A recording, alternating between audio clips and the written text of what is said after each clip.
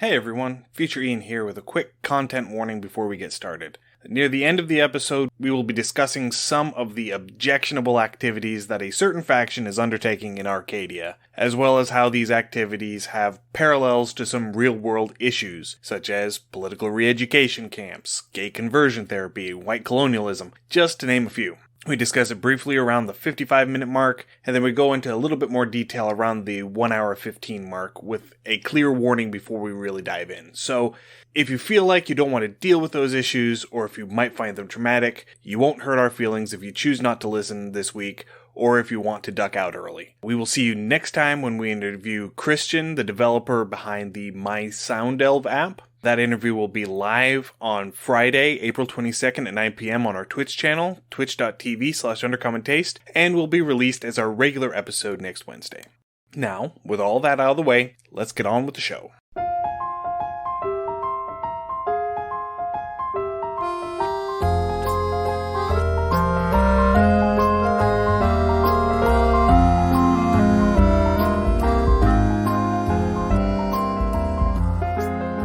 Welcome to Undercommon Taste. This is a podcast where we create and discuss homebrew content for tabletop RPGs. Law and order exist for the purpose of establishing justice, and when they fail in this purpose, they become dangerously structured dams that block the flow of social progress. I'm Ian Woodworth. I'm joined by my co-host James Daly, and today we are diving back into the peaceable kingdoms of Arcadia, going through the 3 layers, or the 2 layers and the layer that used to be. We'll get to that at the end. We'll get there. Except we won't, because it's gone. This is where I'd keep my 3rd layer, if I had one. Yeah, and as we talked about, we use the term peaceable with a bit of dry sarcasm. Well, it was peaceable until the Harmonium showed up. Yeah. And once we get to the 2nd layer, once we get to Buxanus, we're going to go into a little bit of detail on that. We're not going to go into a huge amount of detail there because there's so much to unpack there. Yeah, it's, as we discussed last week, Arcadia looks idyllic on the surface, and then a little bit of scratching off that surface, and there are a lot of problems here. Again, my personal, alignment tends to range more towards chaotic, and that would be part of my issue. Discussing things with Ian, going back and forth, we need to do several episodes on theory crafting, does the ends justify the means? What is the definition of good? Because depending on where you stand or where your government would stand at the time, you could really easily set up a despot or a dictator forcing their will, saying it's for the greater good, and they would almost fit here perfectly because everything is done for the quote greater good. So it breaks down to what is that good. Yeah, and that is actually a point that we're going to get to whenever we start talking about the Harmonium, when we get to the 2nd layer, because that is at the crux of what's going on there, and they are responsible for some rather heinous things in the name of the greater good. And so that is going to bring in the question of what actually is the greater good? What does the greater good actually mean? And from whose perspective? Right. But yeah, there are great many topics that you could very easily dive into whenever we get there. There's, you know what? I'm just going to wait. I'm just going to wait until we get there. I'm just giving a teaser so we can know what to look forward to. We're not spoiling your dessert. Let's go. Let's just say that if you wanted to do a story that is focused on some aspect of social justice, Arcadia has that in a nice, neat package for you to unwrap. Yes. Yes, it does. And we'll get to that. But let's go ahead and get started at the top, like we normally do. As with most of these outer planes, the bulk of the content is in the 1st layer. The 1st layer is where your players are going to have the most ready access. It's going to be the place that they are going to enter the plane from if they go there. It's the place where most of the things that they are going to have access to are going to be. And again, I always say kind of snidely is they wanted to do multiple layers, and then, they spend so much time setting up the 1st layer and they kind of run out of time, the layers down. But really, multiple layers, even in different things, it's really hard to kind of imagine. Certain things like the City of Dis, or the heavens where you've got the different layers of heaven, that's easier to imagine, but something like this that seems to be a little closer to a prime plane and feel. Understanding those layers is kind of wonky. And as a DM, you could probably blend them fairly well and nobody would really notice. Yeah. All right. So the first layer of Arcadia is Abelio. Abelio draws its name from the god Abelio, who was a Gallic Celtic god from Gallia Aquitania, which is the southwest region of France, down near the Pyrenees. Right. Just before the Iberian Peninsula. Yeah. There's some debate among scholars of what exactly Abelio was. Some believe he was a sun god, that his name is a bastardized version of Apollo, primarily because Julius Caesar, in his commentary on the Gallic Wars, refers to Abelio as Gallic Apollo. And it may also be just an alternate spelling for the Celtic god Belus or Belinus, who is a god of healing, frequently equated to Apollo in classical writing. Now, Julius Caesar, a lot of what we know from particularly, Aquitania and Southwest Gaul is from Julius Caesar. And he recorded a fair bit of history, but you also got to remember everything he wrote, he was writing on his campaign to send back to Rome saying, hey, look how awesome I am. So, Yes. The fact that there might be a Roman version, not quite Roman version of Apollo where Julius Caesar was going would only build his case to how awesome Julius. So again, you can kind of take that with a grain of salt, but I could see some similarities because you have sun gods in most cultures and the name is fairly close. And even if it wasn't, it could be shifted over time because even as Romans were more in that area, they would have taken the writings of Caesar as absolute. And it would have changed over time as dialects do. Right. And you do make a good point that it was as much an informative cataloging of events as it was a propaganda piece. So that is something that whenever you're reading these older manuscripts, you have to keep in mind that there is a definitive bent to the writing, that there is a purpose to the writing. It is not purely academic. Right. So the layer of Abelio is mostly flat land. You do have some mountains and hills that are spread across it in these patterns because, as we said last week, everything has a very regimented look. Everything is in its place. Everything has been positioned in such a way as to be aesthetically pleasing. And so the hills and the mountains are in a very particular, very deliberate order. Yeah, you'd have things structured. You'd probably have like certain areas where you'd have little valleys carved out. But yeah, it would be very patternized. If you looked at the map, it would probably almost look a little mosaic, I would imagine.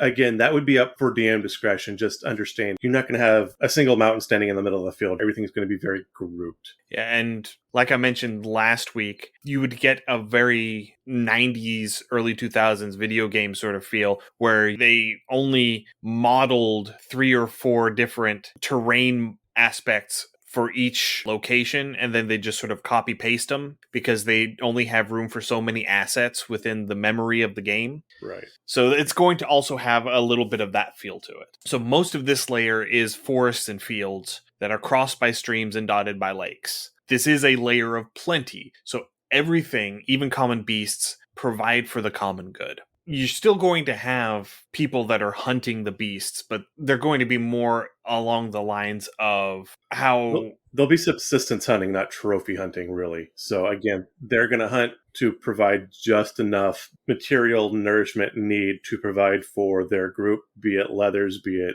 bone for art, be it meat for food, but they're not going to go and try to, I mean, 1 or 2 might try to kill the biggest of things, and still because that would be an efficient way to process the most out of a single kill, but they're not going to go and like, let's see who can kill the most bunny rabbits in a single hour type thing. In the Western Plains in America, where the settlers came out and they almost wiped out the buffalo and the bison because they could kill them, skin a hide, leave the meat, and they were just selling the hide for profit. That wouldn't happen here. Absolutely not. It does have a very American indigenous feel to it where you honor the life of the creature that you have taken by using all aspects of the body, that there is no waste because this is what is the right thing to do. And so again, that goes into that greater good. So I mean, even still, there can be some violence towards hunting, but it's not excessive. It's just enough that's needed. That said, even if the animals attack you, if you were to be set upon by a wild beast, which could happen, it's probably you're close to their den or where their cubs are or something like that, and they are not going to pursue you till you're dead. They are going to pursue you till you are no longer a threat to them and whatever they are guarding. You potentially could be stung by a bee if you're going to disrupt the hive for their honey, but they're not going to swarm and follow you out. If you could somehow convince the animals that you're not there to destroy the hive but take a portion of the honey, they would probably allow you to do that with minimal interruption. Right. There are a number of planar entities that have moved into Abelio from other upper planes, seeking to carve out a slice of the plane for themselves. So these are things like archons from Mount Celestia. From the view of the petitioners here on the first layer, it is thought that that is part of the reason why the petitioners have become so paranoid about outsiders. It's because they're coming in and putting their non-Arcadian ideals and morals into the soup, if you will, and it's shifting the perspective of the plane. And that's the first level of ick we get in Arcadia. Wow, it took us a whole, 10 minutes to get to the first spot of ick in this layer? Just a little bit of xenophobia, it's fine. We don't want the immigrants coming across and changing our stuff. The hell? Well, this particular line of thought seems to be supported by the Harmonium. The Harmonium are really the bad guys here. They really are. So they really they support this line primarily because it draws attention away from their activities in the plane. It gives them a scapegoat to point a finger at and say, it's their fault. We've been here for a long time. You know what we're about. They're the newcomers. They're the ones that are responsible for all of this. And going with this whole thing about the outsiders coming and changing the plane. I mean, one, I find it difficult on the start for anything, but two, all of the planes, including Abelio, when you're on the plane, affects that character, either be it player, character, NPC. There are certain things and certain aspects that the plane itself shifts the player or the character versus the character shifting the plane. So this seems completely backwards as a line of thought to me, because again, it changes the way your magic's used, it changes your spell slots, it changes, like if you have a wild surge, if you're a sorcerer. So I mean, the plane itself is protecting itself or maintaining itself. It's not the people coming in that's changing it. It seems to be that if any change, it's going to be the petitioners and the entities that are already there. The counter argument that I'm going to make to that is those are effects that are happening to creatures from the material plane. Is it only? I thought it was even from outer plane as well. No, for the perspective that you're giving, these are prime creatures coming to the plane and having the plane act on them. Okay, I figured that was for any outside creature. Whereas these planar entities are from another one of the outer planes. So they are going to be affected differently. I'm not saying that it's not going to affect them, because it does. Okay. But it is going to affect them differently and less substantially than it will a being from the prime material plane. I would listen to that argument. Okay, you can make a fair point with that, yes. Mainly because when you're in the prime material plane, you're not constantly subjected to the will of the location that you're in. Correct. Because the prime material plane has no will to exert on the creatures within it. Okay. So whenever you go to an outer plane, suddenly the location has a will and you have to deal with it. And so that is an oddity that you're not used to, and that's why it is so substantial in the effect. I could see that, but even as you say, the plane itself has a will. So it's not such a push around. But yeah, no, you do make a fair point that it could be different or less from other extraplanar creatures versus from a prime plane, which is where you and I and the fourth wall is from. Yes. And because the primary outsider that is mentioned here are creatures from Mount Celestia, which is a very similar plane. It is a plane where law is roughly the same, maybe a tiny bit less enforced, but good is more enforced. Yes. And then the perspective, you're going from a group perspective in Arcadia to an individual perspective in Mount Celestia. That is the perspective shift. Okay. Going from the group to the individual and vice versa. Whereas the overarching notes, the broad brushstrokes are the same. Gotcha. You're using the same flavors in a different concentration. Yeah, no, I like that. Okay. I can follow with that one. All right. Now that we've gotten that philosophy segment out of the way. So much philosophy to do on this plane. The petitioners here seek to achieve peace and freedom through service and belief. They all want to make sure that they've mastered the quote-unquote right set of beliefs and believe that outsiders introducing alternate beliefs set them back on their path to enlightenment. Yeah, and you lost me again. And this is why the best, most militant petitioners form the Einherjar militia to defend the plane from outsiders who are not, quote, right thinking. Right. Because they view alternate viewpoints as a threat to their existence. Yes. We don't know anything about that in the United States. Nope, not at all. And again, as you do this does feel more correct for, like, as we'll talk about the formians, which are like the giant ant people things. And I can kind of see that too. It reminds me of, I think it was White was the author, but Once and Future King. Yeah. It talks about the Arthurian legends. And one of my favorites is at one point Merlin transforms Arthur into an ant. And all the ants can say is good or not good. And that is their soul. It's very binary for them. And so if something wasn't good, if it wasn't the same thought process as the rest of the colony, it was not good and it was to be destroyed. And you kind of get that feel here. Yeah, absolutely. All right, let's talk about some of the locations within Arcadia. Yay! I brought souvenir cups. So the first location is the Basilica of St Cuthbert. This is the one location that was added in 3rd edition. So this is the divine realm of the Greyhawk god, St Cuthbert. And it is centered around his seat, which is the seat of truth. It is a walled basilica, so think of the large domed churches that you see in Rome or in other very old European cities. Or, if you want to find a good one, look up the Hagia Sophia. Yeah, I was about to say, the Hagia Sophia is also a great example of a basilica. This is going to be a much grander scale than that. The highest domes of the Basilica of St. Cuthbert reach a mile into the sky, and it is surrounded by this wall that is constantly patrolled by specially chosen paladins of St. Cuthbert. You paladins. And the seat of truth stands at the center of the basilica and is the rarely occupied seat of St. Cuthbert when he happens to be sitting in judgment or council. St. Cuthbert is one of those very common sense sort of gods. So he goes out and does stuff periodically because he's like, well, it needs to get done, so I'm just going to go and do it. Wow, he actually does stuff. That's impressive. Yes. Oh, yes. He's quite noted for...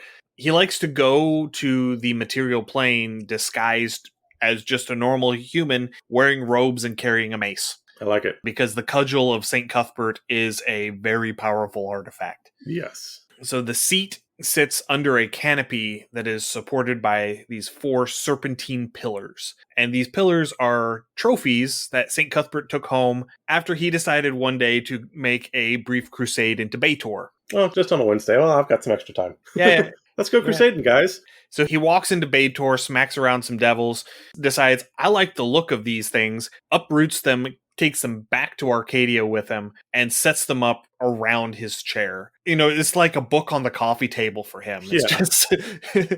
And this is from my trip to Baitor.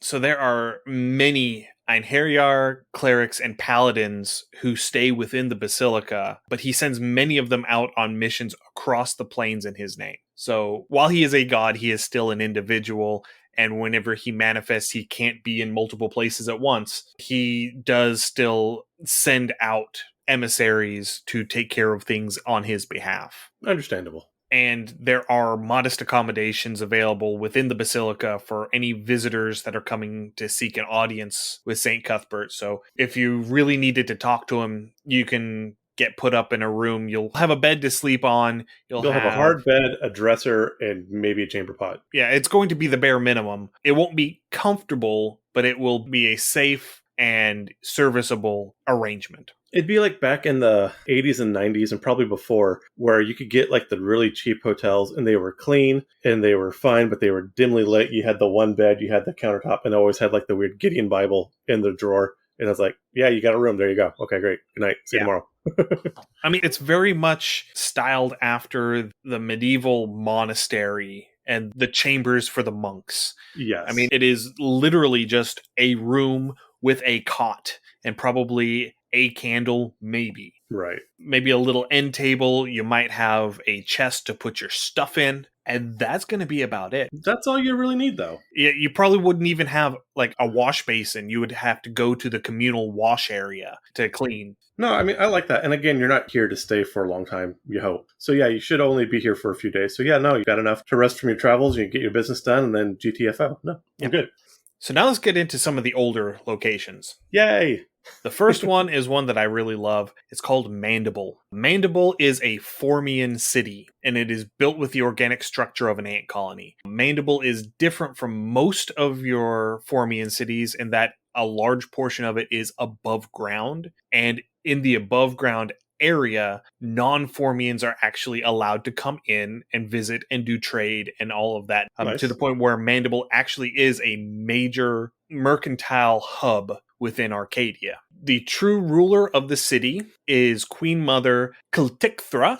Well done. I wasn't sure how you were going to do that one. Well done. Non-formians refer to her as Clarity for obvious reasons, but there is a triumvirate of underqueens that are the visible rulers of the city's day-to-day operations. You don't get to ever see Clarity. Clarity is at the bottom of the hive, next to the place of eggs. She's the queen. She's down there laying eggs. And she's doing queen stuff. She has the ability to use her psychic link with all of the hive to command the hive to do a very specific task at her behest. But by and large, formians don't do that because it impedes the efficiency of the hive. Right. They don't micromanage. They don't. You know what you're supposed to be do, get it done, we'll leave you alone. It's the best kind of manager. Yeah, it is. There are 3 underqueens that see to the day-to-day operations of the city. I have only put down their non-formian address names because I wasn't going through all of the 500 apostrophes again. The first one is General Kell. She maintains the fighting forces and governs the Soldiers' Ward. The Soldiers' Ward is the first underground layer underneath the city where the warrior formians reside, where they drill, where they protect the rest of the hive from any incursions from the surface. The next one is Merchant Xerxes, who rules the portion of the city open to foreigners, so the above ground area, and watches over the workers who are operating within the city. I'm surprised they picked Xerxes for that name, but okay. It's because it sounds similar to the jumble of letters and apostrophes that is actually her name. Okay, fair enough. And then the final one is Hive Matron Talus, who rules the majority of the city, which is everything underneath the Soldiers' Ward. So from the Soldiers' Ward down, so the day-to-day operations of making sure that the actual formians are taken care of, making sure that the hive is secure, making sure that the eggs are being tended to, making sure that the Queen Mother is being tended to. All 3 queens rotate positions to gain experience with all parts of running the city. And once they have all served in all 3 portions, they get given a few formians and they're sent off into the wilds to start their own colony. No, I like that. And then a new underqueen is pulled out from the ranks of the underqueens that are hatched and put up into the next role, because that is how they learn, that is how they advance, that is how they repopulate. It's a really solid work study program. I like it. Yeah. I like the formians. The formians are kind of cool. They make good little enemies you can throw on the table, but if you want to run a city of the formians, they're generally not giant douches. So like I said, I do like the formians. I wish we got to see them a bit more than we do. They are kind of one of the unloved races or species really are. within, but I've got a warm spot for them. Yeah. They got a very sinister write-up whenever they got translated into 3rd edition. Yeah, I blame Ender's Game. The 3rd edition formians are a bit more savage, colonial. Yeah. They're a lot more expansionist. Very much so. Than 2nd edition Planescape formians. I love the formians as presented in 2nd edition, not so much the ones in 3rd edition. The ones in 3rd edition tended to get a little more monolithic. They were styled after the formians that are in Mechanus. There was no mention at all that they are actually native to Arcadia, or the way that they would behave within Arcadia. You had to go into the Manual of the Plains and actually look up the entry for Mandible, which is like 3 paragraphs, and it made it sound like the formians in Arcadia were the exception rather than the rule, which is backwards. Yes. But that's just something that got lost in the translation between editions. So it is impossible for non-formians who enter into the subterranean portions of the city to not get lost. It's something about the nature of the tunnels that only a formian can actually navigate them. Okay. And they love to leave things like the occasional pile of bones in the middle of the hallway to discourage curious people from going into the tunnels. Now, see, that reminds me, if you've ever played Vampire the Masquerade, if you ever go down to the Nosferatu warrens, which are generally like the sewers or the catacombs of a city, they are designed like that too, where they are designed to be intentionally confusing. And if you're a Nosferatu, if you live in these warrens, then you know where everything's at. But for an outsider, you have to like either go and try to make marks or try to remember. Generally, you require an escort to get out, because once you're in, you're kind of in their lair. And if you piss them off, they're not letting you out, because again, it's that intentionally confusing bunch of left turns and then a right, except for when it's sunny on Sunday and the walls move on you. Yeah. There are militia patrols throughout the city, both above and below ground. The patrols consist of a single mirror mark, which are the most powerful of the formians, accompanied by 10 warriors. So every squad is 1 mirror mark, 10 warriors. Okay. Whenever they get to an altercation, they always try negotiation first, and they will leave it if they feel like they have come to a resolution to whatever issue they were forced to address. So if there's an argument going on, they're going to stop the argument, they're going to talk to the parties, and they're going to attempt to come to a common ground conclusion. Holy crap, diplomacy is a thing? I know, right? And if they can come to a diplomatic solution where both parties are satisfied and they part ways, that's it. It's done. They've dealt with it. If they can't resolve the issue, they subdue the troublemaker and deposit them outside of the city. And they only resort to violence in cases of self-defense. No, I like these guys. I mean, these guys are pretty cool. So the only way you're going to end up actually fighting the formians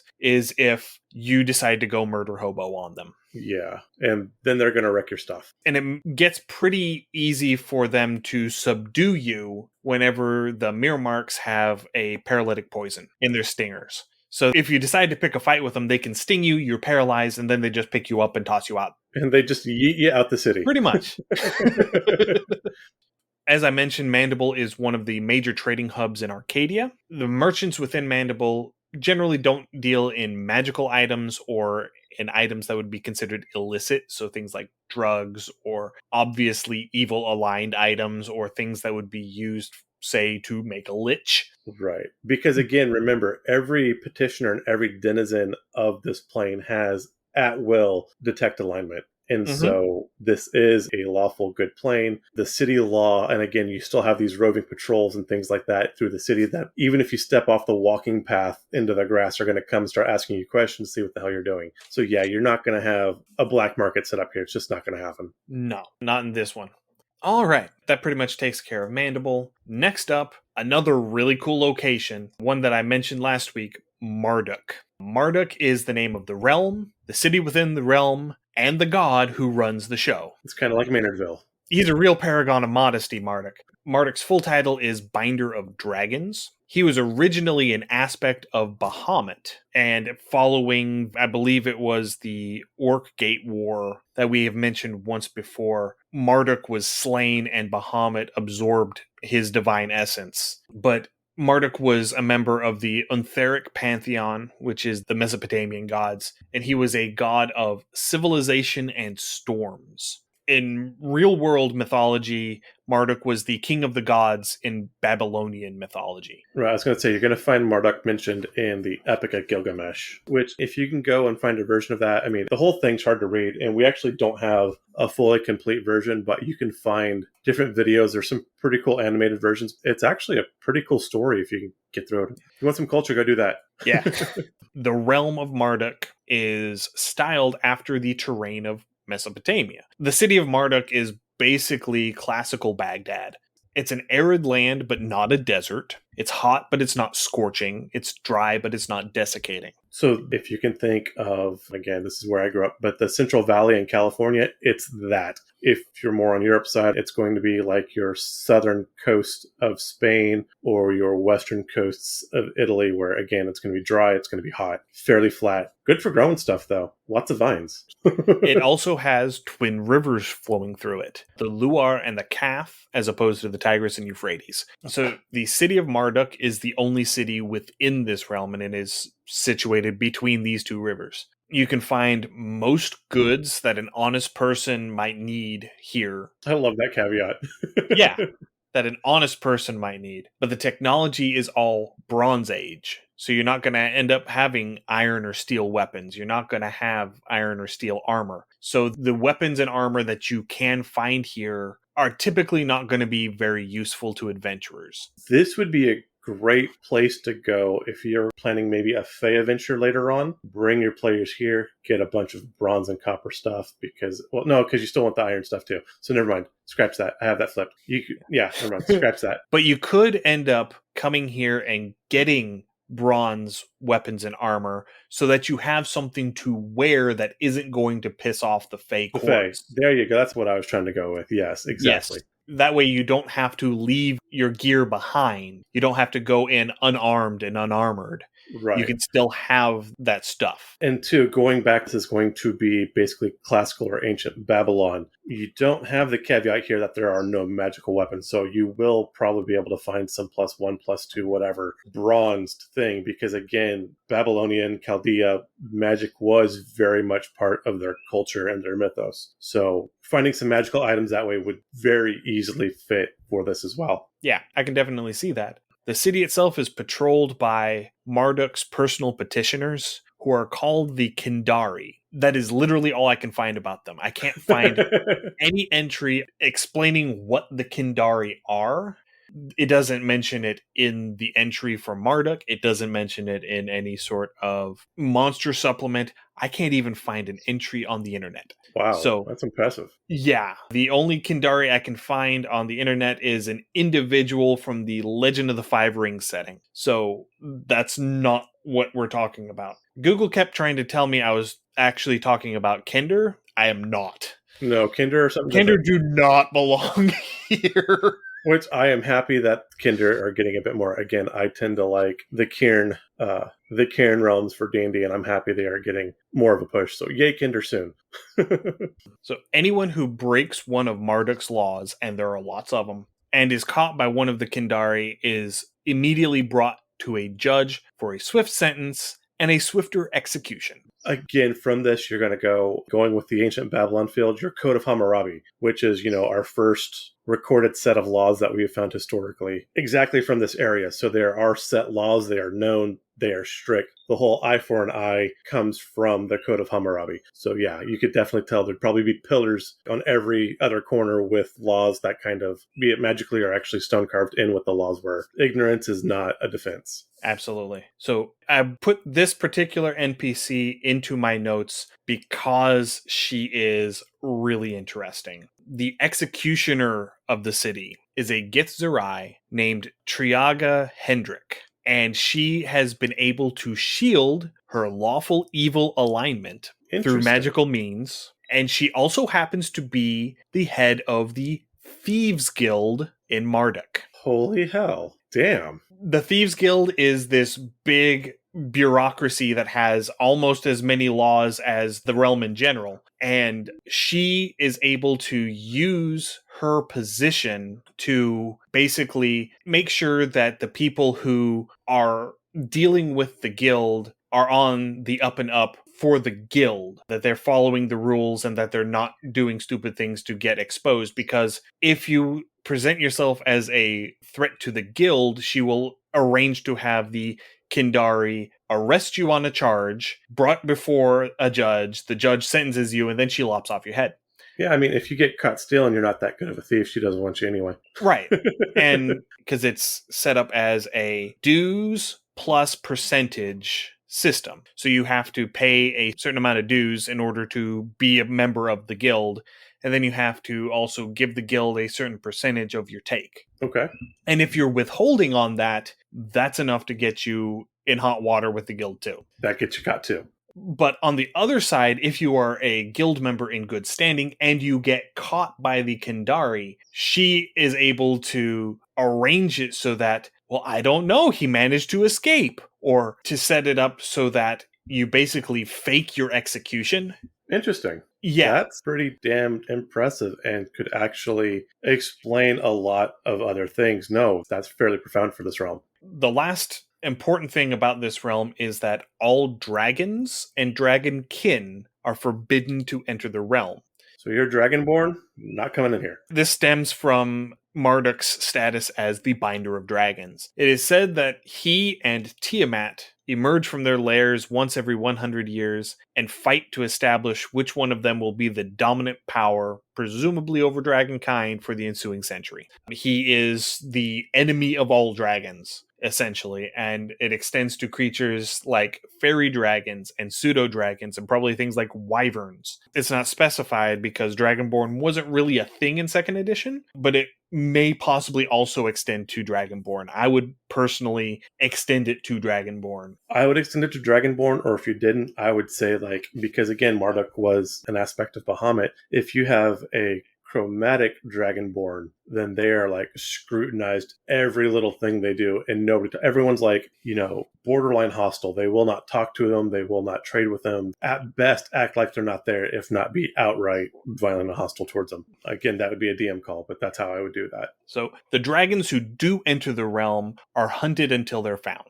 Good aligned dragons are ejected from the realm. Neutral and evil dragons are slain on the spot. So your gem dragons and your chromatic dragons are all just going to be slain on the spot. Gotcha. Lawful good dragons are politely asked to leave and not let the door hit them on the way out. While neutral good and chaotic good dragons are forcibly subdued and ejected. Damn. And this is made a whole lot easier because while dragons are within the realm of Marduk, they have no access to their special abilities, including their breath weapons, including their shape change abilities, including their spell abilities. Oh. So they have to rely on their wings, their claws, their teeth, their tails. And their AC. And their scales, yeah. But it also makes them largely unable to hide their presence because, they may be walking around in a humanoid form. As soon as they cross the threshold into Marduk, boom, they're a dragon. I like it. They're visibly a dragon. Personally, if you allowed Dragonborn within Marduk, I would extend this to their breath weapon so that they can't use their breath weapon while they are within the realm. I would also extend it to they get immunities, depending on their level, they get immunities to certain damage types. I would take that from them as well. Yeah, resistance or immunities to their damage types. I would also possibly even extend this to a Draconic Bloodline Sorcerer. Oh. Maybe not take away their spellcasting ability, but definitely take away their meta magic. Take away their sorcery points. That would be awesome. That'd piss off your players. That'd be awesome. I would totally do that. That would be I don't know if a whole party of sorcerers. You could do it. We could do it. It'd be interesting. I wouldn't recommend it, especially not without multi-classing, but you could do it. Yeah. That would be a squishy party. It would be a very squishy party, but the damage they could throw out would be crazy. Oh, yes. Absolutely. All right. Let's move along. I think this is the last location within the first layer. It is Mount Clangeddin. The direct quote from the 2nd edition book is, "It's battle and glory, straight formations marching off cheerfully into the teeth of destruction. It's sweat and blood and friendship, honor and glory and triumph all rolled into one. It's drill until the body's ready to drop from exhaustion, the only will remaining, the desire to do the power proud." It encapsulates everything about the militant aspect of dwarves. Yes. Because Clangeddin is the dwarven god of battles. Not just the god of war, he's the god of battles. He's the god of fighting as a unit, of achieving glory with your comrades, not individually. Exactly. So this is where you're going to have talk of notable dwarven companies, dwarven units. You're going to have the dwarf equivalents of the Light Brigade or the Winged Hussars or... Yeah, I was going to say, these are the Dwarven Marines. or the Army Rangers or the Navy SEALs or, Yeah, something on that level. This is right. where you're talking about the elite units as opposed to the dwarven champions. Right. This particular mountain is the realm of Clangeddin Silverbeard. It is a perfectly conical mountain rising well over 30,000 feet into the air. So, for comparison, Mount Everest is what, 26,000 some odd? Is it 26 or 28? Let me consult the oracles here. 29,000. 29,000, okay. So it's just one up to it a little bit. Yeah, so for comparison, Mount Clangeddin is just a little bit taller than Mount Everest. Just a little bit. Yeah. Thanks, Mr. Mario. You got to one up me. See how it is. Now, the pictures of Mount Clangeddin on the maps show a very skinny, tall cone. I would do this differently. I would do this as the diameter of the cone equals the height. Kind of like the whole Arch of St. Louis thing? Yeah. Okay. Because I want this to be a stocky, stout mountain. It's got to be a dwarf mountain. It's got to be a dwarf mountain, right? It's not an elf mountain. It's a dwarf mountain. Yeah, I don't want a tall, skinny mountain. That's tall and skinny is not dwarf. Short and stout is a dwarf. So the passages within the mountain go perfectly straight until they would run into another passage or chamber. And the dwarves that are digging through the mountain just intrinsically know exactly where all of the other passages and chambers within the mountain are when they're digging. That's because they're looking top down because they're playing Dwarf Fortress. And so they are able to curve the pathways around all of the other chambers. And so you'll be walking along and then all of a sudden this pathway that's been going straight and straight and straight and straight just has this sweeping curve off to the right. And that's where it's going around this room that happens to be there. Okay. And they just intrinsically know where that is. It's an extrapolation of a dwarf's stone cunning so that they're always able to navigate within underground environments. They always know which direction is north. They always are able to find their way within a dwarven stronghold, within the mines, within the tunnels that they carve. Okay. There are always these mock battles and military drills taking place within this layer, both within the mountain and on the fields and the hills surrounding the mountain. You've always got these units that are just marching around, doing these mock battles with one another, trying to learn to function as a unit to the greatest ability possible. Yeah, because you need that practice. The dwarves welcome outsiders into the realm. They are always very happy to point out how formidable the defenses are, as well as how formidable the dwarves manning the defenses are. It's a bit of a flex. It is more than a bit. But they're also very secretive regarding their military secrets. They will never willingly demonstrate any of their tactical maneuvers. But because all of these battles are happening everywhere at once, if you're real clever and you just happen to be standing there and watching this one battle, you might pick up some stuff. Because there's these two units that are smashing into each other. They're going to inherently use some of these tactics against one another. That would be a good way for, like, if you had a battle master fighter in your group, this would be a way. So, you watch these dwarves and you kind of glean some information, and this would be an RP way for them to gain some of their new abilities. This would be a good RP way to do that, I think. Absolutely, yeah. So within the mountain is a single city that is divided into 9 districts, and each district is governed by a thane. These thanes are divided into groups of 3. Each one of those thanes reports to an overthane. Each one of those 3 overthanes reports to the High King. The High King reports to Clangedon himself. And there's 3 sides to a pyramid and Illuminati. So when I got a little bit further into the book, specifically whenever it was talking about Heliopolis on the next layer, it mentioned the rule of 3s. Oh, okay. The rule of 3s is apparently a very prominent thing within Arcadia, which is hard because they don't talk about it. They and don't it talk about it, but irritates me. it's there. I mean, if you want to get into like sacred geometry and numerology and stuff like that, and 3, it's supposed to be a very balanced number, obviously, because of the It whole is. pyramid triangle thing. But yeah, that gets into mysticism, and that gets into metagaming, or not quite metagaming, but definitely very meta. And that would be a theory crafting episode for later. Yeah, but that does go further into my assertion last week about the way that the weeks work. Yeah, it would. Because, 27 days is 3 cubed. Yep. So 3 weeks of 9 days, 9 is 3 squared. Yeah. So 3 threes to No, a that week. works. That fits perfectly. 3 weeks to a month. 3 months to a season. There's still 4 seasons. Well, there are, because that's what you have to have for balance. Right. 3 and 4 both are very prominent numbers in numerology. Yes. Which is another reason why 7 is considered a very lucky number, because it's 3 plus 4. Exactly. Anyway, we're not talking about numerology. We're talking about Mount Yay, Clangedon. mysticism. I cast magic missile. A 3. So each of the sectors of the city has a distinct purpose. It may be the residential district. It may be the mining district. It may be the barracks district. Each of the sectors has at least some aspect of all of the other sectors within it, but it has a single primary purpose. Yeah, this is absolutely Dwarf Fortress. The ones that are specifically mentioned are Prieston. Prieston is the sector where all of the proxies and priests of Clangedon are. That's where all the churches are. It's where you go for healing. It's where you go when you need to consult the oracle, if you will. Okay. Then the other one is Forgereth. Forgereth is where the smithies and foundries are located. So that's where you go whenever you need to get weapons or armor or other metal items made.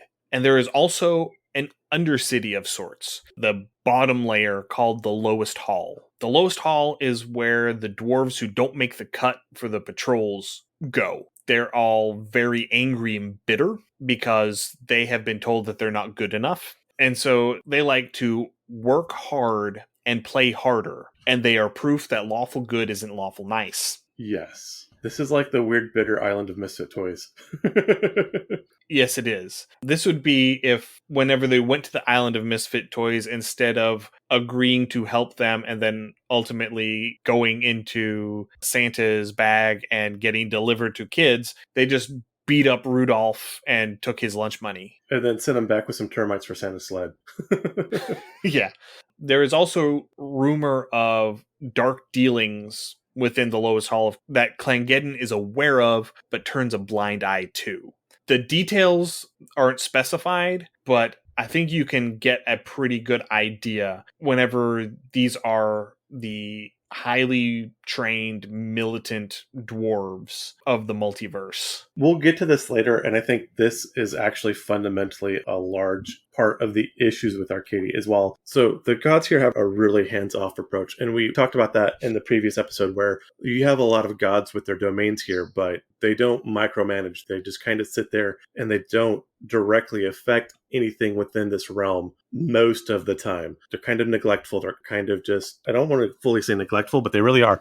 They're not taking care of everything that's going on. They have their emissaries. They've got their proxies that are acting beneath them. And so they are not taking action, because again, the denizens themselves are not deities, so they are going to have a bit of a shift. They're not going to be perfectly aligned, and so you get these points of corruption that start to form. And with these gods and deities not handling that corruption slowly kind of grows. And I think that becomes more of an issue as we look deeper into Arcadia, is actually how far removed these deities are from their realm, and frankly their responsibilities to the realm. Yeah, I can see that. All right, so every dwarven petitioner within Mount Clangedon is trained for battle. Even the ones that are in the Lowest Hall that aren't going out on patrols, they are still trained for battle. They are still going and doing the drills. They are still training as a unit. They're just really grumpy about being overlooked, feeling that they are ready to go out on patrols and not being chosen to do so. What was the name of the hunchback in 300?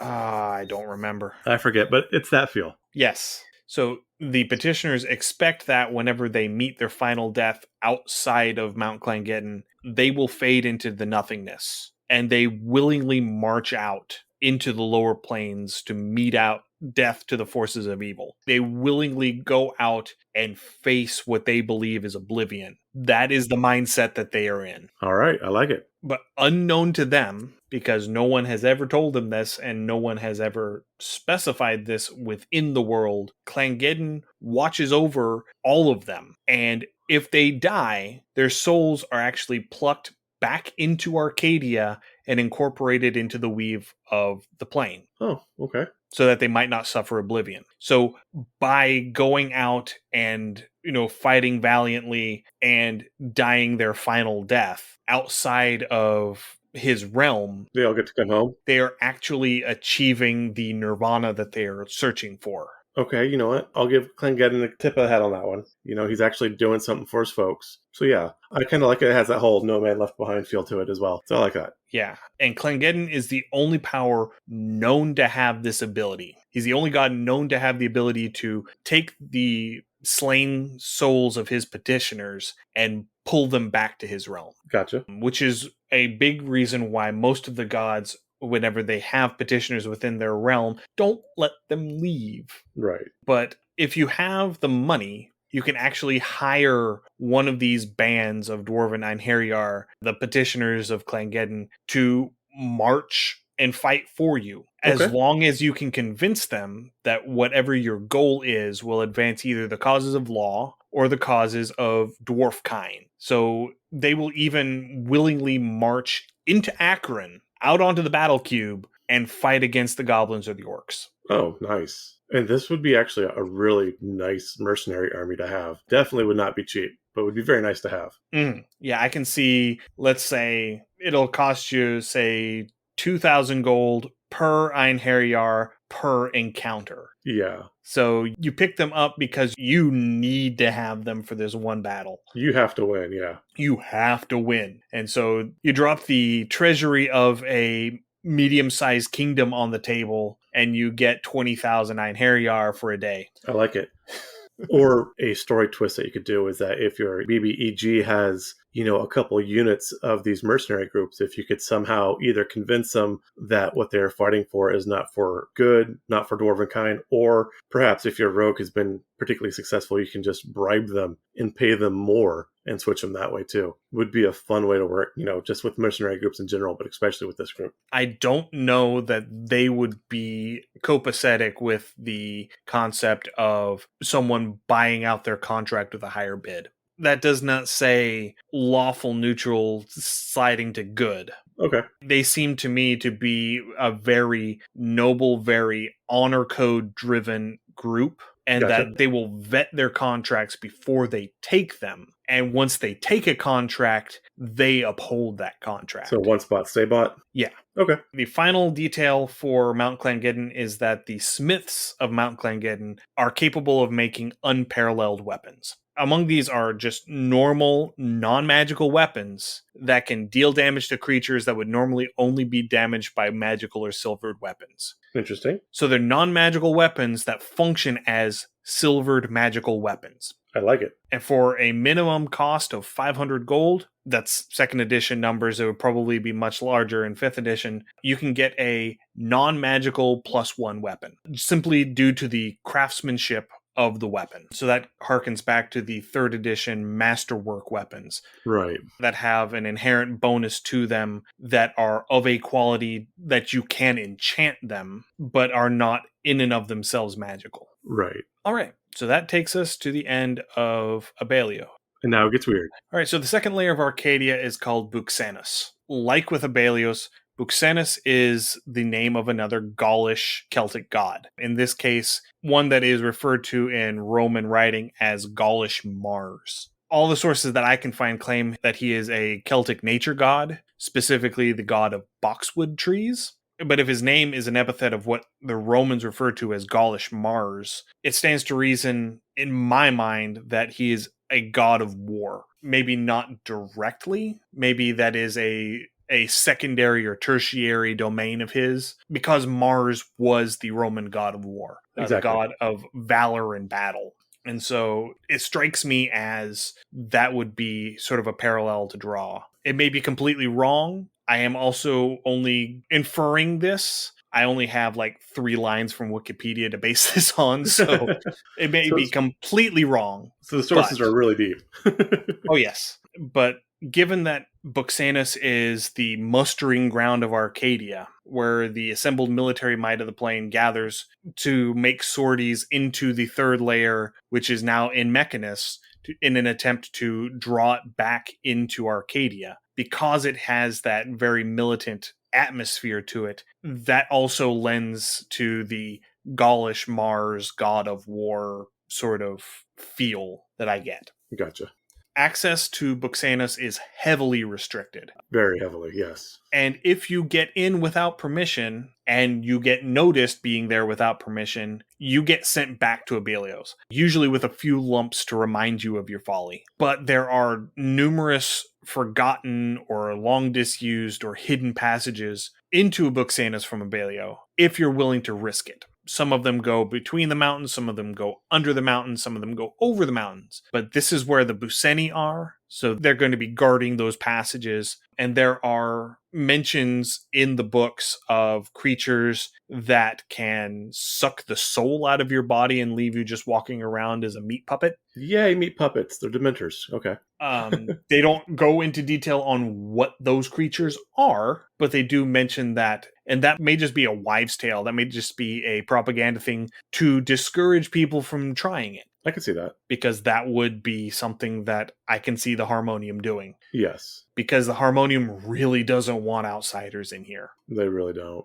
Because the Harmonium has a large number of, quote, training camps here in Buxanus. They used to also have them in the third layer, in Nemesis. And we're going to get into it in a little bit, but basically the experiments and the activities that they were performing in those camps are a big chunk of the reason why Nemesis shifted. Yeah, these camps are just a bit icky. No, they're not a bit. Yeah, this is full-on cringe going. Yeah, it gets bad, so buckle up. So the goal of their activities within these camps is to see if they can actually change a naturally chaotic creature to function with a lawful mindset. So they're going to be snatching up things like fairies. They're going to be snatching up things like trolls. They're going to be snatching up things like the Asuras from Isgard. They're going to be grabbing them up and throwing them into these camps and trying to change them from chaotic creatures into lawful creatures through a little bit of hook and a whole lot of crook. Yeah. So, I mean, basically they are going through and they are trying to change the fundamental identity and aspect of these creatures. And even on the best of times, in the most magical sense, that's not going to be an easy or gentle process. No. And it has a lot of parallels to a lot of very problematic topics in our real world. You can draw parallels to this with white colonialism. You can draw a bit of parallels to the trope of the noble savage, to gay conversion. The moral arguments in the 18th and 19th century for slavery. There are a lot of very problematic topics that you can draw on very heavily without a lot of effort. Right. Even going through, you can go like political re-education camps, things like the Gulag or the Chinese camps. Yeah, the Uyghur camps. Unfortunately, on our side of the U.S., where we had the Asian internment camps during World War II, we're here because we don't trust you, but here's how to be a good American. And or the concentration camps at the beginning of the process in Nazi Germany before they started converting them into forced labor camps and death camps. So like I said, it becomes problematic extremely fast. If you need villains, they're right there. This is exactly where you go whenever you want to have that misguided, good aligned BBEG. Yeah.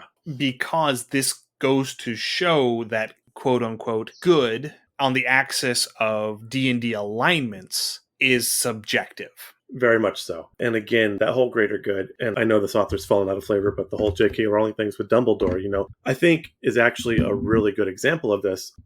As we all grew up, we all read Harry Potter, and Dumbledore was this great guy, and you get to the final book, and you kind of see that he was kind of a bastard, and the stuff he did early on was all for, quote, quote, the greater good. word for word. And then as an adult, you go back and you look at Dumbledore, and he was kind of really a trash person. And that's most of Harry Potter as an adult. If you look back and it's like, wow, these people that you kind of grew up idolizing kind of really suck. But that's the perspective of a child versus an adult. You kind of get that same thing here. Is maybe the intention is good, the method's completely screwed up. And it brings up the question, does your end justify your means? Absolutely, yeah. And it's probably something that started off as something very innocuous, very well-meaning. And as they delved deeper into it, they found themselves more invested and less able to back out. Right. And so instead of making the hard decision and backing out, they doubled down. Right. And then they did it again and again and again, to where now they are so bound up in this that they are spending all of their resources to make sure that no one finds out.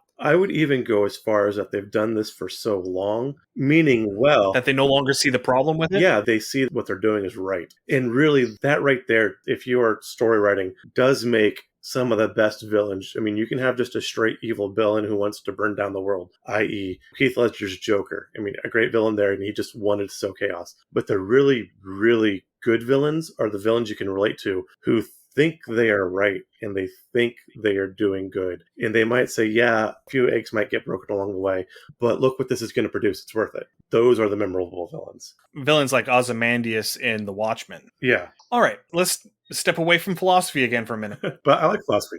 I do too, but we also don't want this to be 3 hours long. Yeah, there's that. So the first realm within the second layer of Arcadia is Azoth. It is understandably the realm of Azoth, the minor god and servant of Mystra. He is a god of mages, and his realm is in a cave that is hidden in a hillside and hidden by trees, and a glamour that only arcane casters can notice. Nice. But is he in a chair watching shadows on the wall? I mean, we're talking philosophy. I mean, once you get down to the bottom, he could be. So the arcane casters can lead other people through the glamour, but if you don't have any arcane magical ability, you're not going to see it. Right. Once you're inside the cave, there is a staircase that is just suspended in the void, and the cave surrounding it is very dimly lit from these glowing crystals on the walls. And you go down and down and down and down all the way to the bottom. And when you reach the bottom, the entire cave suddenly comes into focus, and you have this massive miles-wide cave with a town that takes up the whole floor. Kind of like the cities that we talked about in Pandemonium. Okay. Yeah, I'm casting Featherfall and jumping. Just going down that many spiral stairs sounds tiring. You know, as a DM, I would say that you could do that, but to the perspective of everybody who is actually walking down the stairs, you're falling at the same rate. Okay. Because you have to go step by step. It's kind of like an activation sequence almost. Okay, I can see that. Or that, you know, you could fall for a while, and then you just like magically shunted back onto the steps, and you still have to walk down the same number of steps. Gotcha. Yeah, I could see you doing that as a DM. That sucks. Good. Yeah.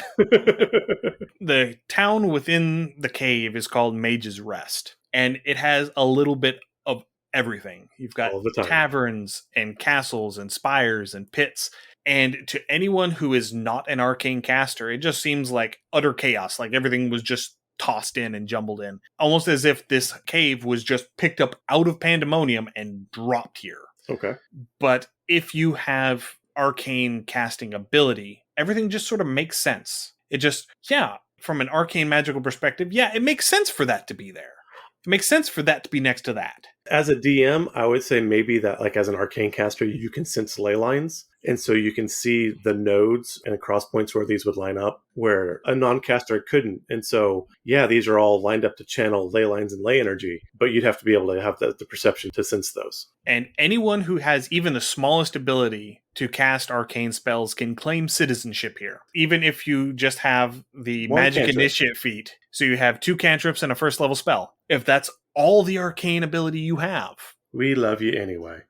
You can still come in. It's very common for powerful wizards who live here to take on apprentices because Azoth wants to spread knowledge liberally amongst his chosen worshippers. So he is very big on the free dissemination of information. See, I like Azoth. Azoth's my boy. Azoth is a librarian. I like Azoth too. Yeah, Azoth's kind of, I mean, I could see him as librarian, kind of a tricksy one, but I mean, that just makes me like him all the more.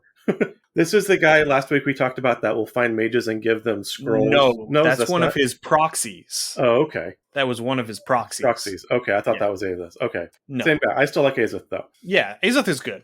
So the person in charge of the town is a wizard whose name is Jack Cross-Eyes. He has two different colored eyes. One of them is green, and anyone he is focused on with his green eye is compelled to tell the truth. Okay. And the other eye is hazel, and anyone he is focusing on with his hazel eye, it instantly dispels illusions and false auras, such as those hiding alignment. Okay. Fortunately, unfortunately, he can only focus on one creature at a time, with one eye at a time. So he has to choose who he's looking at any given time. Gotcha. I was just wondering if there's a way to get Jack Cross-Eyes up into Marduk. I see what you're doing there. You see what I did there with those cross-eyes? Yep. So Azoth has special rules regarding magic. By the will of Azoth himself, all arcane magic works normally, even spells that would normally be restricted or forbidden by the inherent nature of Arcadia. Because he is a god, this is his realm, he has total control over his realm. Fair enough. However, anyone who uses magic to intentionally harm another person within the realm is subject to Azoth's wrath, in the form of having the same spell cast upon you. Oh, I like the whole eye for an eye thing. I like it. So, if you cast Magic Missile at somebody, you get hit by the same number of missiles. Okay. If you cast Ice Storm on somebody, you get your own personal little 5-foot square ice storm that stays over you for the duration. Okay. And any arcane caster, regardless of alignment, is welcome as long as they follow the rules. So you can have a chaotic evil arcane caster here. It would be real tough for them because chaotic evil, they're going to have trouble following the rules. But as long as they follow the rules, they're welcome to come in and practice. Because he's a god of mages. Now, the one loophole I could see with this as a player that I would try to use to break the rule is if I was a higher level player and or multi-class, so I knew I had more hit dice. So maybe I'm like, let's call it a 5th level wizard and then a 5th level barbarian. So I've got, a decent hit pool. So I can soak some damage. So yeah, I'm going to cast Flame Strike on you. And if it casts on me, it's going to take you out, but I can shrug off most of the damage. Yeah, you could do that. You would have RP consequences on top of it. Oh, yeah, absolutely. Yeah, I would say that, absolutely. Once they knew that you had done that intentionally, you would not be able to have any more dealings within the city. I could see that. Or they just straight boot you out. I don't know if they would actually exile you, but they would definitely choose not to do business with you. They would give you the old-fashioned Amish shunning. Yep. Okay. Yeah, no, I can see that. And another important thing is that any magical item, any magical item can be bought here for a price. Just one price. The price may be coin, but the price is usually not coin. Yes. Usually it is a service or a favor or a quest to go get something or a quest to go deal with some issue. So you have to think long and hard about whatever it is that you're trying to get and whether the price is worth it. Oh, you're going to find Fae here all day. Fae are going to love this place. Yeah. I mean, it may be a bit heavy on the law for Fae because you're still going to have that atmosphere of lawfulness. You'll have the atmosphere of lawfulness, but, I mean, you have a bit of lawfulness, with Fae and their contracts, I mean, they tend to be chaotic, but they definitely hold their contracts. So I could see some emissaries or some mid-ranking nobles gathering favors, as it were. Or even then, too, depending on what the person does, maybe they grant a favor and they give something, but then now, through some inaction or action themselves, are now hooked into a contract with Fae. Well, I did this for you. I gave you this, you did that, but then you needed this other thing, and I just threw it in. So now you owe me this now, and now they're hooked in with the Fae. That could be a lot of fun to do. Oh, yeah. But this would be a great way to get access to some more of the patrons.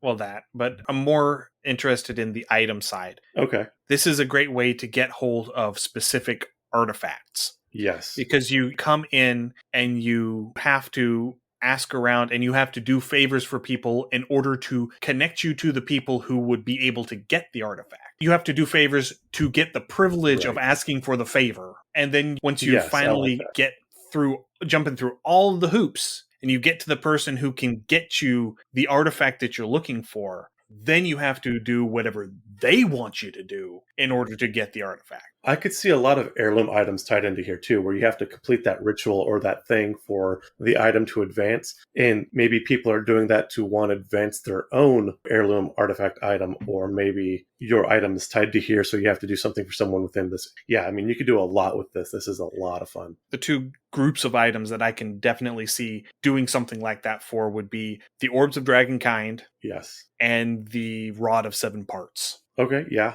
Being able to track down the person who can find those items and then doing what you need to learn the location of those items so that you can go and get them. The shards of the Black Diamond would be here as well. The fragments of the Grey Gem. Yep. Yeah, all kinds of stuff. There's a lot of stuff. There's a lot of story here. Yeah. Yeah, this thing is rife with story hooks. I want to see a magical school game set here. Ooh, yes, please. Forget Strixhaven. I want you in Azith. I need to get Strixhaven still. That's on my to-buy list. I need to fix that. Okay, continuing on, because we're getting distracted again. The other major realm within Buxanus is Heliopolis. Heliopolis is the realm of the Egyptian/Mulhorandi gods Ra, Isis, Osiris, and Horus. So all four of them are here. The realm itself is divided up as a triangle, and the triangle is divided up into three mostly equal parts, following the rule of threes.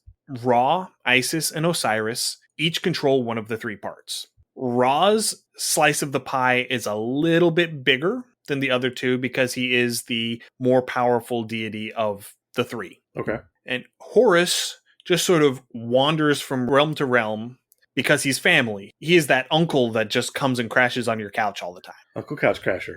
Yeah, Uncle Couch Crasher. Because he is too chaotic to actually hold his own realm together. So he doesn't have one. If Horus is an actual deity, I think we just pissed him off. We're going to have some answers for that in the afterlife. But yeah, he's now and forever Uncle Couch Crasher. The line from the book is, he wanders Heliopolis and avenges those who need avenging. Okay. That's his whole shtick. There is a distinct running tension between Ra and Osiris. As there will. Because Ra's purview includes the destruction of undead, and Osiris's purview includes the preservation of the dead and non-destructive undead. So Osiris has a bunch of non-evil undead walking around his realm, and Ra is contract bound to destroy undead. So you see where the problem is. There's a little bit of friction. Yeah. Osiris and Isis are married, so their realms have a little bit of overlap. Isis is a god of magic and nature. Osiris is the god of the dead. So there is a little bit of overlap between death and decay and the natural order. Again, I would see a grove of Circle of Spore Druids probably kicking around here. Yeah, right on that boundary line between the two. Yeah. And then Ra is the great-grandfather of both Isis and Osiris. So he is able to come and go to their realms without issue if he just wanted to. If he wanted to just walk into Isis's realm, he could. Right. But generally, the gods tend to wait at the borders until they are granted permission to come in, just out of courtesy, because they are family. Yeah. The rulership of Heliopolis sometimes changes hands. So if Ra has some pressing business outside of Heliopolis, he passes control over to Osiris, and then he leaves. And then Osiris gets his zombies all over the place, and Ra has to come back and clean up, and it's a huge deal. And then if Osiris has something he has to go take care of, he passes it over to Isis, and then he shoots off and does whatever he's going to do. Because Ra would kill all the zombies, and we don't want that.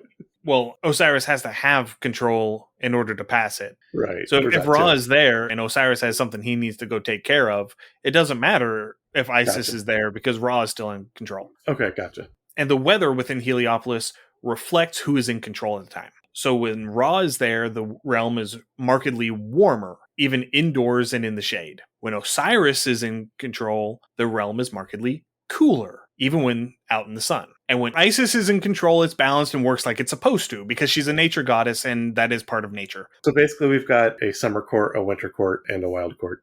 So Heliopolis, as the name suggests, is the only place in Arcadia where the cycle of day and night is not provided by the orb of day and night, because you have a sun god here who is actively doing sun god things. Yeah. He does coincide the cycle of day and night within Heliopolis to match that of the orb of day and night, but the day-night cycle within Heliopolis is bound to Ra and his duties and not to the orb. And again, just keeping it in sync is a general nicety for visitors. Ra doesn't seem to be like too big of a douche, so I'm cool. Okay. Yeah. I mean, he waits, he knocks, he tries to keep things easy. I mean, all he wants to do is destroy undead. I mean, come on. Can you blame him? Well, I mean, again, my heart goes to Circles of the Spores. There's a certain point. You can't kill me in a way that matters. Right, so each god's micro realm reflects their personal nature. It has a single major town and it has its own special rules. Ra's realm is a bright sun and burning desert. So it's out in the sands of Egypt, out in the middle of the desert, in the middle of the day. Okay. There's not a whole lot else there. The one city, Thekela is a massive open-air market, and it's almost entirely constructed of tents. Undead are completely forbidden to enter. If they try, they wither, explode, and die within one round, no exceptions. Nice. Very impressive. Isis's realm is the middle ground between Ra and Osiris. It is lush and green and moderate in all things, and is the source of all of the animals and creatures that are born in Heliopolis. The city Gezektet is the most normal by material plane standards. It is where many of the craftsmen and laborers are. There is a magical river, the River Isis, running through it, and within the realm, the water of the River Isis functions as holy water. But only within the realm. Yeah, if you take it out of Isis's realm, not outside of Heliopolis, outside of Isis's realm, it just turns into normal water. Okay. And because Isis is also a goddess of magic, she favors the free and open exchange of information and ideas, and all spells are available without qualification, just like in Azoth, except that this also includes divine and natural magic. Ooh. However, if a spellcaster uses a spell to harm another, they are immediately stripped of all spellcasting ability until they leave Heliopolis. Oh, that would be so much fun to do if you have the murder hobo wizard and just like, okay, great. Here's your quarterstaff. Have fun. Here's your dagger. Roll your 1d4. Go for it. Yeah, here, fight that orc. Get him. Yeah, you singed that group of guards with that fireball. Have fun fighting them off with a stick and no armor. Yep. I cast nope. No, you don't. Oh, and by the way, your mage armor has fallen off. All your concentration spells are kaput. Yeah, I love it. Yep. Can't cast a ritual. You got nothing. Nothing. You're a pleb. That's your new class. Pleb. I would even go so far as to say they cannot be affected by spells. So, like, clerics can't heal them. I would say they cannot be affected by beneficial spells. Yes, beneficial spell. And then finally, Osiris's realm is partly above ground, partly below ground. It is the resting place of dead kings who ruled wisely, and non-evil undead are free to walk the realm unmolested. The city, Memphiria, is constructed entirely of white marble, and it has this pervasive chill to it, and everything just moves a little slower. It's a little harder to move. Everything's sort of sluggish. Just that atmosphere, that chill that you get. And all non-evil undead lack any of their special undead abilities. So like mummy lords don't have a fear aura. They don't have mummy rot. Vampires, the second edition vampires at least, they don't have level drain. Okay. They're just undead, but they're just people. Okay. And then Horus, not having a realm of his own, is welcome in all three and is able to pursue wrongdoers from one realm to another, or even out into Arcadia proper if necessary. But he's going to drink all your juice boxes and sleep on your couch. He's going to drink your milkshake. He is totally going to drink your milkshake, little bastard. Yep. But yeah, so that's one of those things where if you have somebody who has done something especially heinous in one of these realms and decides that, oh, I'm just going to duck out of Heliopolis and head off on my merry way, la-di-da-di-da, the gods, they're stuck there. Nope, Horus is going to find you. Anyway, that takes care of Heliopolis. Now to the squicky part. Ugh, all right, let's do it. So if you think you're going to have some issues with all of the icky things that we were talking about with the Harmonium at the beginning of Buxanus, this is probably a good place to stop. Yeah, we've enjoyed you. Thank you. We'll be here next week. If you want to dive in, follow us. This gets wonky. Yeah, this gets problematic real quick. So we've got Melodia. Melodia is the town run by the Harmonium. Their headquarters within the plane is a giant monolithic structure in the center of town. The catch line from the second edition book for this town is, with love and some discipline, everything just falls into place, almost like pieces of a puzzle. The ends usually justify the means. Oh my God, there's so much wrong with that. I'm only beating you because I love you. And it's only getting worse. Oh my God, all right. So Melodia is where the members of the Harmonium are trained to become Sigel's police force. The town itself has about 10,000 people, and it's almost run like a big family or a cult commune. Yeah, a cult commune's probably a bit closer. Everyone knows everybody else, and everyone can spot a newcomer instantly. Oh, it's Heaven's Gate? Was that the one in Texas with David Koresh? The one in Waco? Yeah. The Branch Davidians? Branch Davidians, yeah, that's who it was, yeah. Yeah, it's kind of like that. All right, let's do it.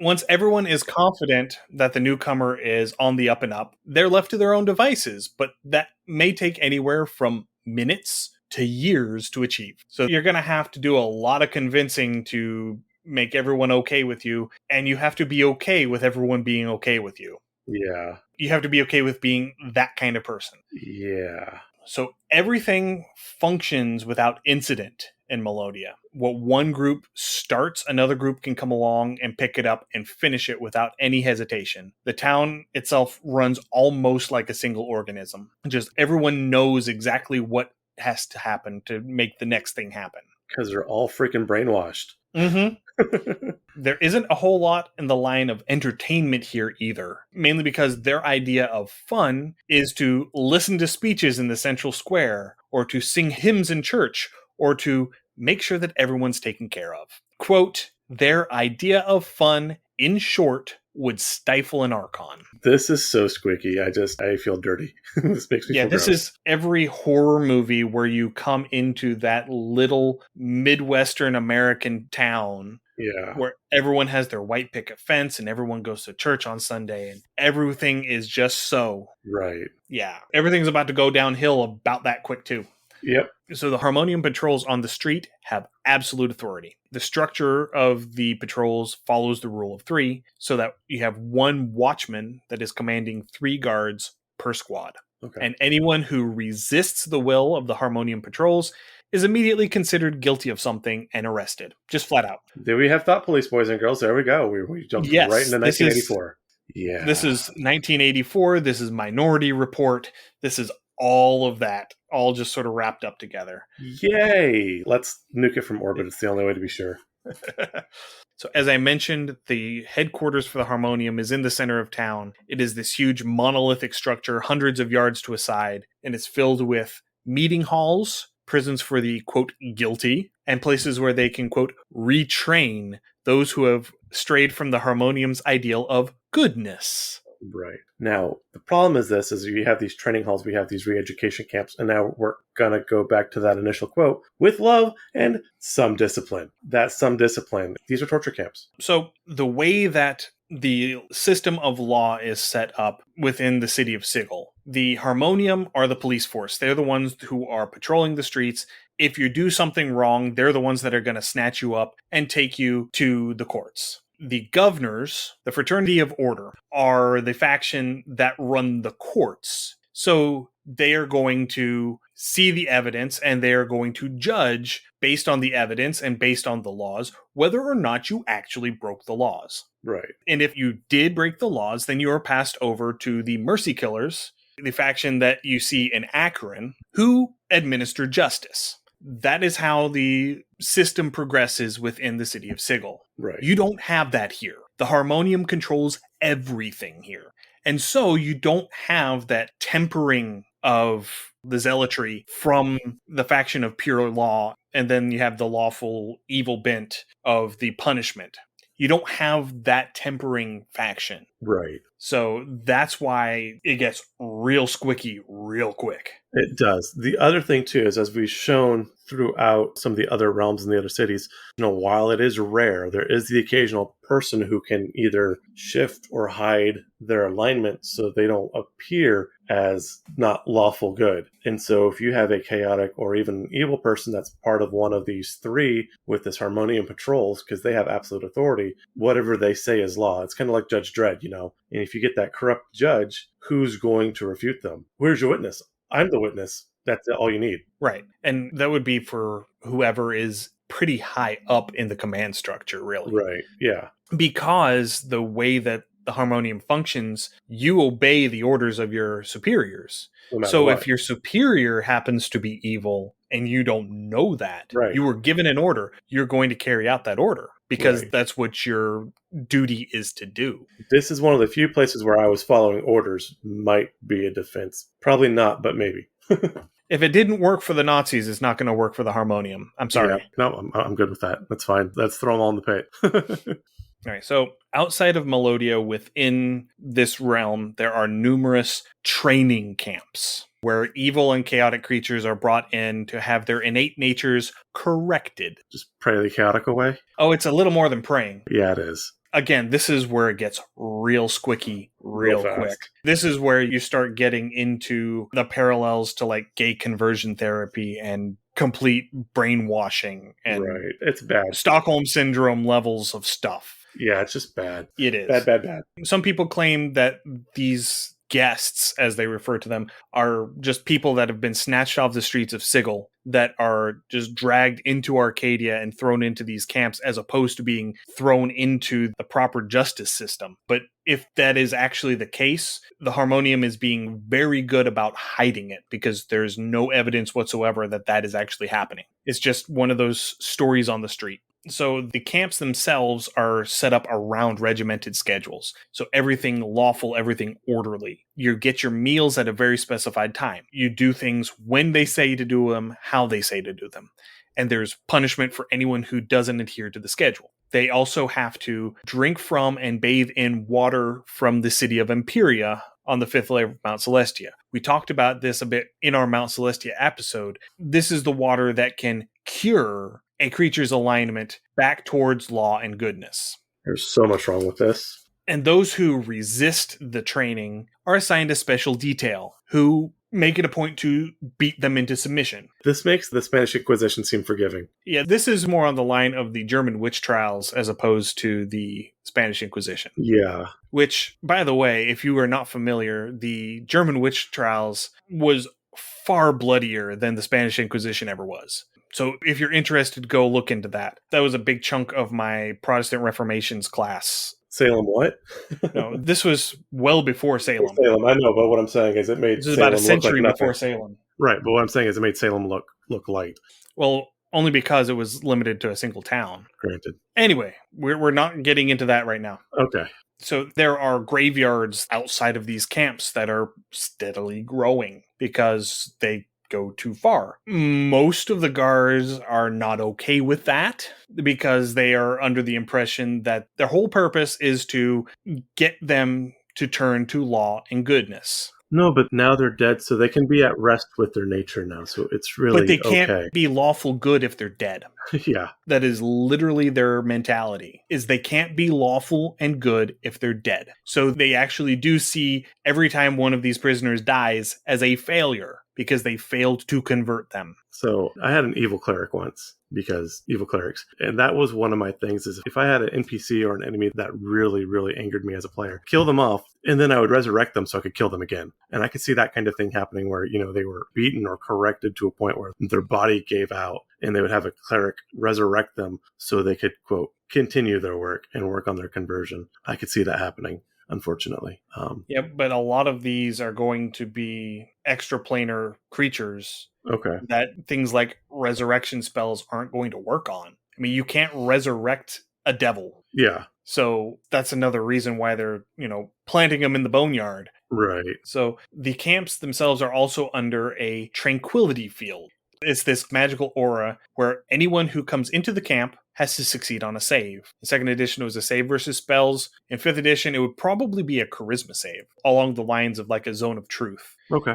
Because you're aware of it. Gotcha. Or they find it difficult to disobey the guard's commands. Ew. You could do it as a wisdom save and just have it function like suggestion. Yeah, that's probably how I would do it. And then you have them make a save against the suggestion spell every time a guard gives them an order. Ugh. And the field is specifically designed to ignore Harmonium members. So if you are a member of the Harmonium, it's completely moot. You don't have to worry about it. But anyone Even members of the Harmonium who are at the camp without an explicit reason to be there are viewed with extreme suspicion. Yeah, this whole thing is gross. It is. Again, if you want to do a darker campaign, this really lines itself up for it. Ian and I had talked, we would actually like to see a story plot hook done through here, but it would have to be done very delicately, probably by certain people of the community. Otherwise, it's just going to come off as wrong. This can be worked. You can build a great story off of this. It gives you a lot to work with. It gives you a lot to say, though you don't want to have, the hero white guy trope, which is a thing. So if you do that, do it delicately, do it gently. This whole area is really, really problematic. It squeaks me out quite a lot. Yeah. You get a lot of the feel of white colonialism here. You get a lot of the missionary culture going on here. There's a lot of problematic stuff here. Yeah. And like I said, I have 500 ideas for how you would incorporate that into a game. I don't want to touch it. Yeah. 1, 2, 3, not it. Anyway, let's move on. We have one last bit to talk about. Nemesis, the missing third layer of Arcadia. In 3rd edition, they transposed some letters and they changed the name to Menesis. This is another layer that is named after a Gallic Celtic god. This one being the patron god of the settlement of Nemesis, which is modern-day Nîmes in southern France. This layer has been transported into Mechanus and has become a very major cog in Mechanus. The public story is that an overabundance of formian hive cities forced it to shift. The actual story is that the Harmonium, with their training camps, pushed it into law. Yay, the Harmonium. There are still a number of portals that lead from Buxanus into Nemesis that are still completely functional. The Harmonium holds very tight control over all of these portals, restricting all access to the cog. If you are not part of a Harmonium assault into Nemesis, you're not going to get through them. The public story is they don't want to risk further corruption to the cog as they are trying to go and cleanse it of law in order to bring it back. But it's probably just that they don't want anyone investigating their probable role in the layers shift into Mechanus. Because then that's going to disrupt their work, which is, quote, for the greater good. That said, I would love to just unleash the Formian all over the Harmonium and just let them do ant stuff. Yeah. So there is an ongoing struggle for the fate of Nemesis. On the Mechanist side, the Modrons, led by a Decaton called Blue Streak, because he wears a blue sash, are working alongside the Fraternity of Order, or the Governors, to squash resistance and ensure that Nemesis remains a permanent fixture in Mechanus. However, there are Arcadian petitioners here who got sucked across when the layer shifted. They're still there. And so they are remaining here and they are fighting a guerrilla war against the Modrons, trying to drive them off, and they are working to try and get back to Arcadia. And I like that. And this could lead stuff too. This could be a lot of fun maps. If you want to kind of do an urban warfare map, this would be a really good place to set that up. I think would be a lot of fun. Not urban warfare, because there are no cities in Nemesis. Is it just a flat plain? It is primarily grasslands. It is a very idyllic nature location. Okay, I figured there'd be some cities, at least 1 or 2 cities here, but okay. Well, the Modrons have built fortresses throughout, primarily on the perimeter of the cog, Gotcha. Because it is now a cog. Right. And they are slowly working their way in towards the center. The Harmonium does periodically send forces of Harmonium soldiers and Arcadian petitioner soldiers, so probably a large number of groups of Clangeddin's Dwarvenine Harriar are coming in here and fighting the Modrons and the Governors over this cog. Okay. And it's leading to a lot of very high tension between the Harmonium and the Fraternity of Order within Sigil. Understandably so. I'm looking at this from a potential story hook standpoint. I can see a Planescape game where the Governors are hiring the party to go in and investigate Nemesis. And they end up finding the camps and unraveling that whole conspiracy from that side. I could definitely see that. That would make for a good game. And then in the end, depending on how you progress it, you could end up getting the layer back into Arcadia where it's supposed to be. You could end up repairing the natural progression of petitioner souls through Arcadia. You could completely dismantle the entire training camp structure of the Harmonium. Yes, please. You could end up doing all of that at the end of a huge arc. And I would love that prospect. Anyway, so the petitioners are naturally at odds with the Harmonium patrols because the petitioners who are here know that it's the Harmonium. That's the reason why they're stuck here in Mechanus. And the leader of the resistance within Nemesis is a half-elf named Endivar Lithanol, who used to work one of the Harmonium camps. And he realizes that the Harmonium is the reason why this has happened, and he is actively trying to undo it. He acknowledges his mistake, and he is trying to atone. He's a very Schindler sort of character. Okay, I can see that. There are a couple of proxies of Arcadian gods here as well. A proxy of Azuth, named Jamal Sirani. I like his description. He is a tall, flamboyant black man dressed in a lion skin and carrying a bone staff as tall as him. Dude, I like him. Yeah. He is known for making grandiose entrances and unseen exits. Snazzy. He's Batman. Kind of. Just far more flamboyant than Batman ever was. And also, another prominent one is a proxy of Meriadar named Ferili Krenarum. He's an orc. And he volunteered to stay behind because Meriadar's realm used to be on this layer. Oh. And because you cannot force a god to move from one plane to another, Meriadar shifted from Nemesis to Buxanus whenever the layer shifted. Okay. And they decided to stay behind and help the petitioners within Nemesis to control their emotional urges, because now they are no longer bound by good. Oh. Because they're in Mechanus. That makes a lot of sense. Oh, wow. I never even considered that aspect of it. Wow. And so if they give into their quote-unquote natural tendencies, because these are the monstrous humanoids, they are naturally evil in the old editions. If they start giving into that tendency, they're going to shift out of Mechanus into Acheron. Oh, wow. Because they are primarily orcs and goblinoids. So they're going to start shifting out of Mechanus instead of going back to Arcadia where they're supposed to be. They're going to end up starting to shift and go into Acheron. That leads into so many issues. That's just, yeah, okay. I have an issue with this plane. There's just so much wrong with this plane. But yeah, so that is largely it. So you have this layer of Arcadia that has shifted because of the mortals showing up and fucking around and finding out. And now everyone is trying to fix it without addressing the problem that caused the thing to happen in the first place. Right. So there's a lot of that there, and there's a lot to unpack. Yeah. Again, this realm's hard. There's a lot you can work with. And if you want to jump and do some storylines, there's a lot of story here. There's a lot of different things. I love the Mage City. I like Isis. You know, there's some cool stuff here. There's a lot of social commentary you can do. There's a lot of problem that you can face, you can avoid, you can just neglect and say, I'm not dealing with it, which is perfectly fine as a party DM. That's all on you. But yeah, this plane squicks me. More so than even a lot of the evil planes. This plane bothers me. Yeah.